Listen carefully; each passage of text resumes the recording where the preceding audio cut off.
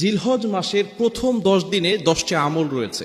প্রথম 10 দিনে 10টি আমল। নাম্বার 1, এক নাম্বার হচ্ছে চুল, নখ এবং শরীরের অবাঞ্ছিত যেই লোমগুলো আছে, পশমগুলো আছে, এগুলো কাটা যাবে না। দ্বিতীয় নাম্বার আমল হচ্ছে প্রথম 9 দিনে 9টি রোজা রাখা। তৃতীয় নাম্বার হচ্ছে তাকবীর পড়া এবং চতুর্থ নাম্বার হচ্ছে ডোনেশন করা, দান করা। পঞ্চম নাম্বার হচ্ছে নফল ইবাদত বেশি করে করা।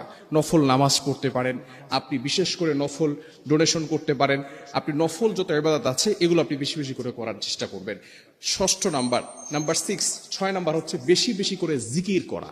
এটা হচ্ছে 7 নাম্বার, বেশি বেশি করে আল্লাহ তাআলার কাছে দোয়া করা। এবং 8 নাম্বার হচ্ছে তাওবা করা, বেশি বেশি করে আল্লাহর কাছে তাওবা করা। 9 নাম্বার হচ্ছে খুবই গুরুত্বপূর্ণ, যদি কারো অ্যাবিলিটি থাকে, সামর্থ্য থাকে, তাহলে সে ব্যক্তি উমরা, যে হজের যে বিষয়টা আছে, হজ সে পালন করার চেষ্টা করবে। 10 নাম্বার হচ্ছে যদি কোরবানি করার অ্যাবিলিটি থাকে তাহলে সে কোরবানি